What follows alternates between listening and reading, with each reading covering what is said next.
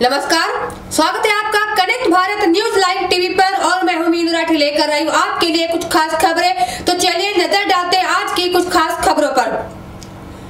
मुंबई हमले के 1.5 दशक बाद भी अनविकसित है हमारी शहरी निगरानी व्यवस्था। सबको पता है कि मुंबई में हुए आतंकी हमले ने हमारे सुरक्षा प्रतिष्ठान को स्तब्ध कर दिया था। आज भी नियंत्रण रेखा के उस पार से बीच बीच में हमले होते रहते हैं। जब पूरी दुनिया में आतंकवाद से निपटने के लिए प्रौद्योगिकी का उपयोग किया जा रहा है, तब हमारे शहरों की निगरानी व्यवस्था अनविकसित है। 15 साल पहले मुंबई में हुए 26/11 के आतंकी हमले ने भारतीय सुरक्षा प्रतिष्ठान को स्तब्ध कर दिया था। जिस दुस्साहस के साथ उसे अंजाम दिया गया था, उससे बाकी भारत असहाय और निर्णायक की स्थिति में दिखने लगा था। लेकिन इन 15 साल बाद भी पाकिस्तानी सत्ता प्रतिष्ठान को कटघरे में लाने में भारत विफल रहा। जबकि अमेरिका और संयुक्त राष्ट्र के प्रस्तावों ने आतंकवादी कार्रवाई के खिलाफ प्रतिबंधों का समर्थन भी किया था, तो वह संयुक्त राष्ट्र के विभिन्न मंचों पर पाकिस्तान को समर्थन उसे अभियोजन से बचाता है, क्योंकि पश्चिमी असहाय रहता है। आतंकी हमलों का इस्तेमाल पाकिस्तान की विदेश नीति का विश्वसनीय हिस्सा है, जिसे वो नहीं छोड़ेगा। उरी एवं बालाकोट हमले के बाद सर्जिकल स्ट्राइक के बावजूद ये भारत की चिंता का विषय है कि आतंकवाद के खिलाफ सफल खुफिया ऑपरेशन वास्तव में रक्षा के लिए पहली जरूरत है, और ऐसे संभावित खतरों को रोकने के लिए हमारी खुफिया एजेंसियों की सराहना की जानी चाहिए। लेकिन क्या हम उन स्थितियों से निपटने के लिए गंभीरता से तैयारी कर रहे हैं जो हमें आतंकी हमलों से बचा सकती है? और क्या हम पाकिस्तान से आ रहे अशुभ बादलों को देख पा रहे हैं, या रुका नहीं है?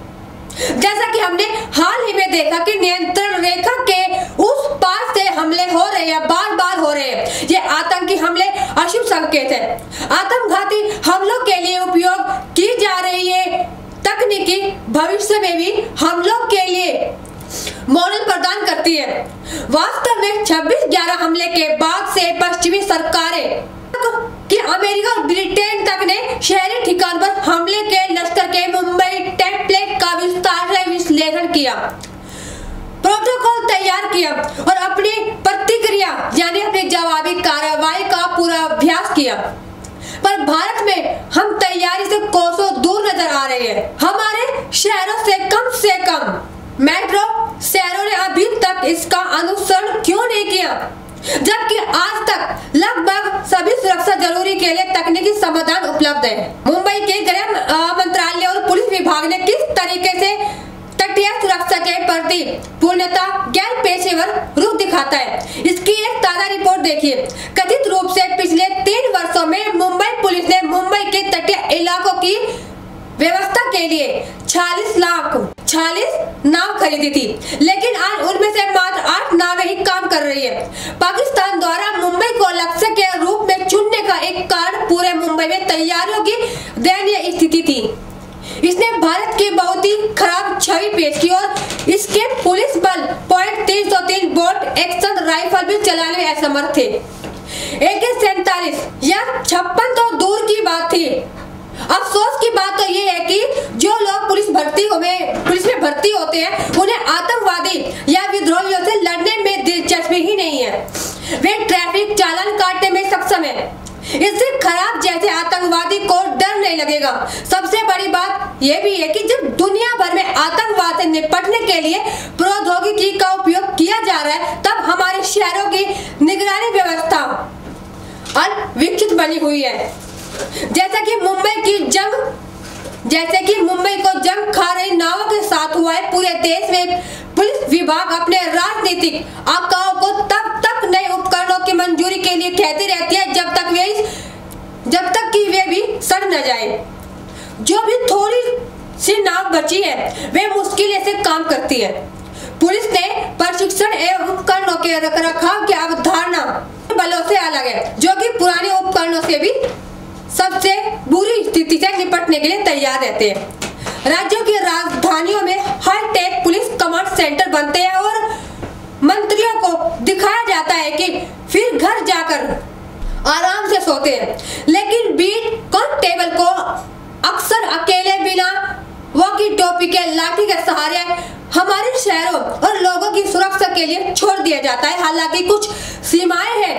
राज्य पुलिस का बजट बेहद अपर्याप्त है, जिससे मुश्किल से ही पुलिस का खर्च निकल पाता है। इसमें मुख्यमंत्री का भी दोष है। पुलिस आधुनिकीकरण लगभग पूरी तरह से केंद्र सरकार के अनुदान पर निर्भर है। तो दूसरी समस्या ये भी है कि हम केंद्रीय आतंकवाद विरोधी क्षमताओं को बढ़ाकर ऊपर से नीचे की ओर समाधान थोपना चाहते हैं, जबकि संवैधानिक एवं कानूनी ढांचा पुलिस और सार्वजनिक व्यवस्था को राज्य की जिम्मेदारी बताता है। इस प्रकार राज्य पुलिस बल आतंकवादी हमलों सहित सभी प्रकार के अपराधों की रोकथाम करके पता लगाने, पूर्व निवारण और फिर निष्प्रभावी करने और जांच करने के प्राथमिक तंत्र है। तो वह राष्ट्रीय सुरक्षा गार्ड अपने 4 क्षेत्रीय केंद्रों और दिल्ली स्थित मुख्यालयों से निपटने शहरों में समय पर सक्रिय हो सकता है। वे स्वीकार करते हैं कि वे ऐसा नहीं कर सकते, पर इस पर भी विचार करें कि एक शहर के भीतर कई जगहों पर हमला हो सकता है। अगर जवाब अपरिष्कृत रेडियोलॉजिकल उपकरण से देना हो तो स्थिति समझी जा सकती है। मान लीजिए कि एनएसजी का यह भारी अभियान एयरलिफ्ट क्षमताओं और खाली सड़कों के साथ आगे बढ़ती है, तब भी क्या हम असहाय नागरिकों पर विशेष रणनीति के तहत हमला करने वाले उस परिस्थितिक आतंकवादियों के समक्ष शुरुआती कुछ घंटे समर्पण कर जोखिम उठा सकते हैं? वैसी स्थिति में मुंबई की तरह 60 घंटे तक बंधक बने रहने की घटना दोहराई जा सकती है, जिसमें बड़ी संख्या में लोग मारे जाएंगे और लाखों लोग प्रमुख रूप से पीड़ित होंगे, क्योंकि वे अपने टीवी स्क्रीन से चिपके रहेंगे।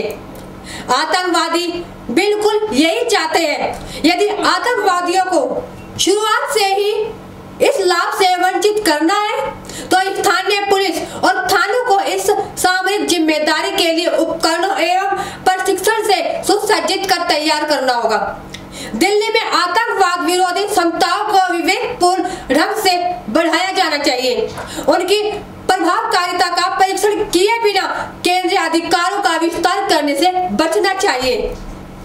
हमें अपने राज्य पुलिस बलों में किसी आतंकवादी हमले पर प्रारंभिक मुकाबले के लिए भी अधिक निवेश करने की आवश्यकता है और इसकी जिम्मेदारी पूरी तरह से राज्य सरकारों को उठानी चाहिए। आज के लिए बस इतना ही। आगे भी हम आपके लिए लेकर आते रहेंगे कुछ और खास खबरों के साथ, तो बने रहिए हमारे channel connect Bharat news live TV पर।